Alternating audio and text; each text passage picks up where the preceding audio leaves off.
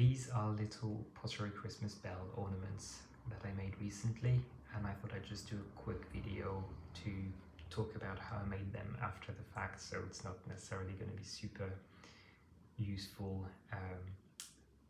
step-by-step kind of stuff.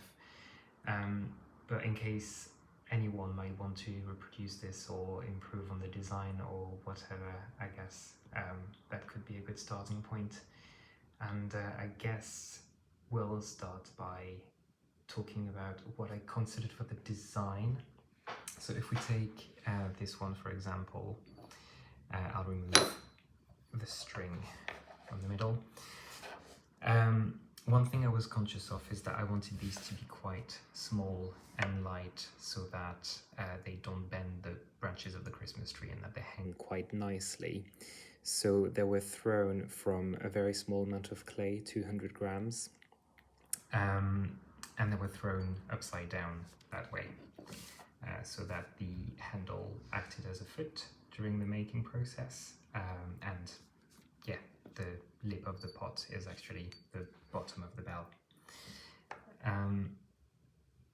They were thrown quite thinly, at about maybe 3-4 centimeters, and then trimmed even further, so that again I could achieve a pot that was as light as possible. And one thing I wanted, I don't really know why, I wanted the rim to be actually glazed, so that meant that I couldn't have it fired that way in the kiln, otherwise it would stick it to the kiln shelf.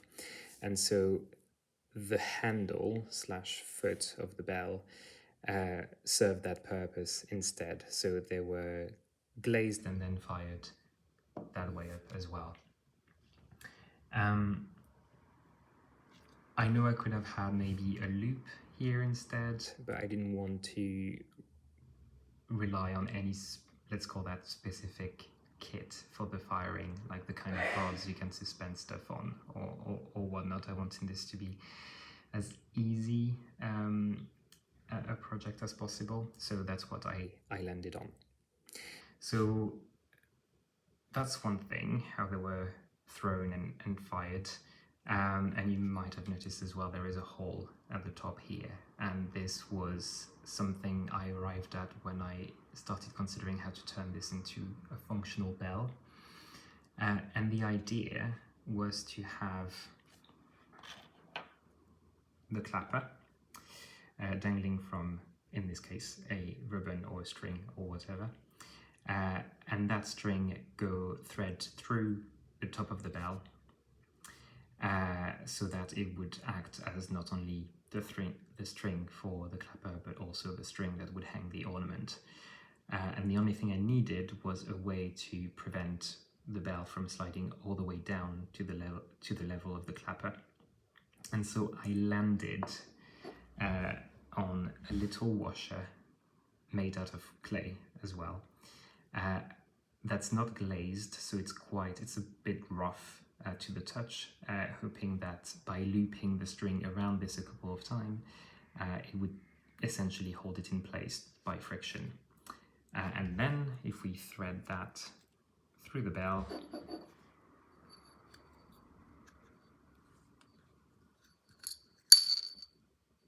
gravity is holding it in place, and then it can hang onto a Christmas tree.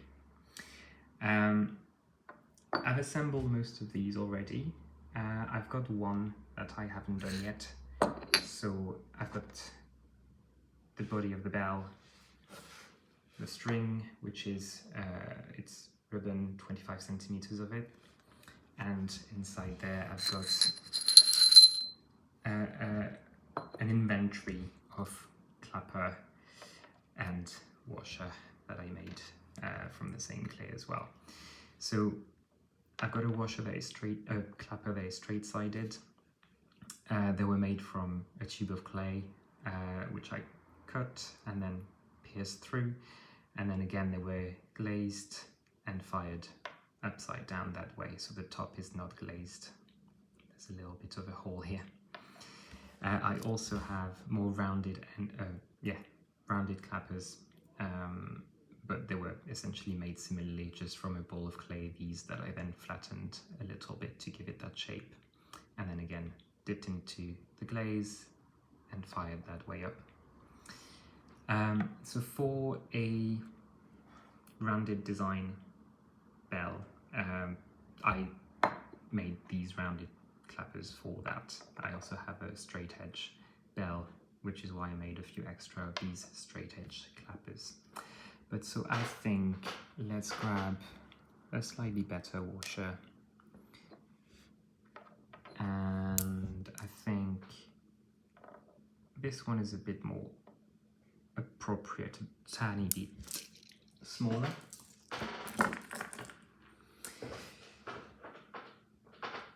And so what we'll do is first I'll thread this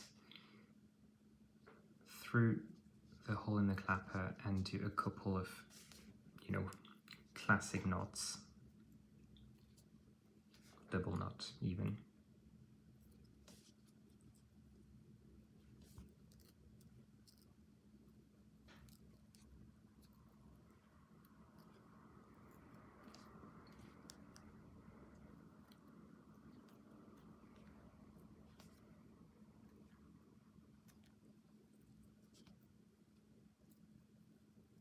A bit fiddly because I'm trying not to waste any ribbon, and then tighten that.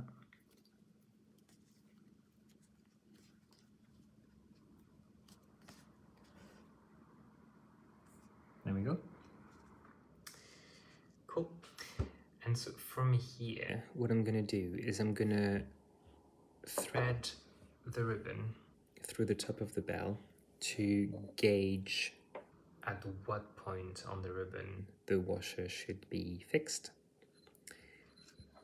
So I'm going to, holding with my 2 fingers here, and thread it through, and I'm going to try to make it so the clapper only protrudes a little bit from the bottom of the bell. So that should be that, and then I go in and pinch where that is on the ribbon. I hold this as tight as I can, and then thread the ribbon through the washer.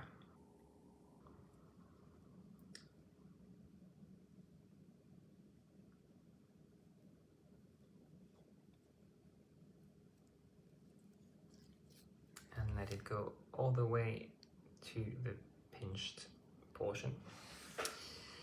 And from here, to hold it in place, I do 1 loop around on one side of the washer and go back in again.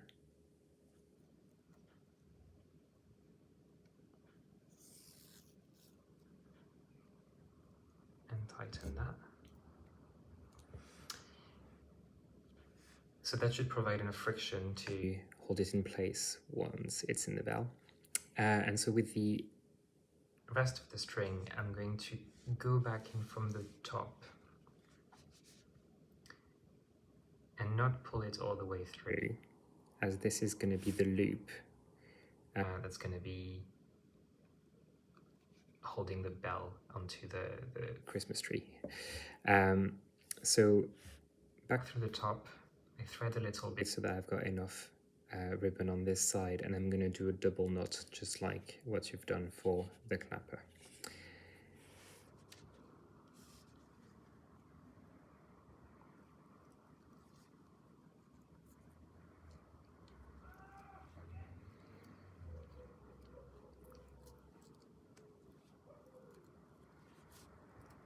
It's 1 and 2. Tighten properly, and then I try to just push it in the center.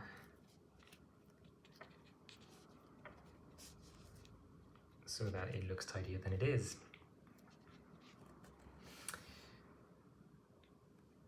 And from that point, you're almost there. All you need to do is to grab the body of the bell and thread the loop through the opening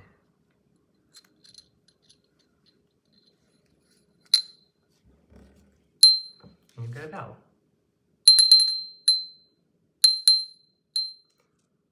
So the clapper here is actually, I think, a bit too low, so I'll need to readjust this. But that should be easy enough. It's just a matter of tying the washer at a different level. And actually, to change the level of the washer, you don't need to untie anything. All you need to do is to pull it up from the loop, the first loop you've applied onto the first side of the washer. So pull up the clapper a little bit and then tug on the loop from where the bell is actually going to hang. So I've done that now. Let's try that again.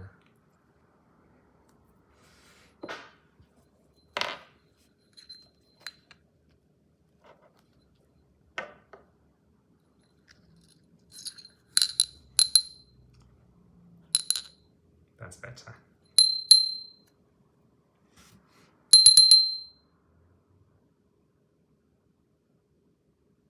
Right. So, now that we've got the last one assembled, and I will bring into shot the fifth one that I have, which is the straight-sided one. I guess let's just look at them, see how they ring, and yeah.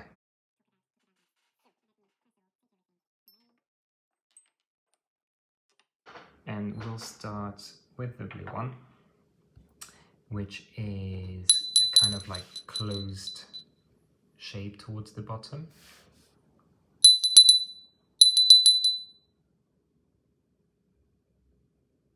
That's how this one sounds like. The green one has a similar closed shape, but the side of the body are a bit straighter, well, a lot straighter.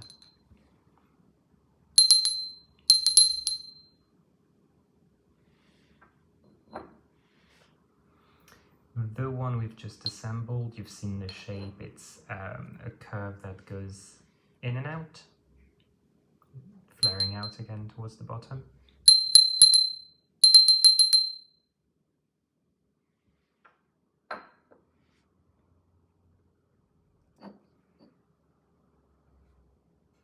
The last curved design is again one that goes back onto itself and is a bit closed compared to the last one.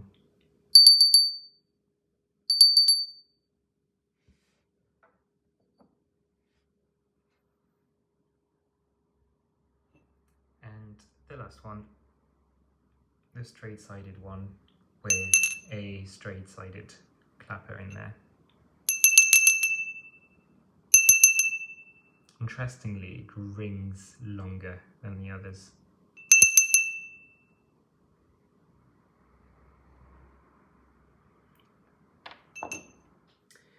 So that's all of them.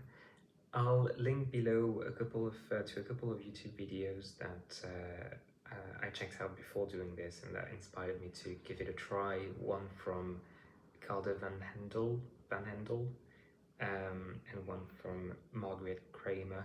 Apologies if I'm butchering any names here. But yeah, go and check them out, it's pretty cool. And yeah, my favorite is the blue one. That's the one I'm going to be keeping, and the rest is going to go to friends and family. Right, thanks very much. Bye.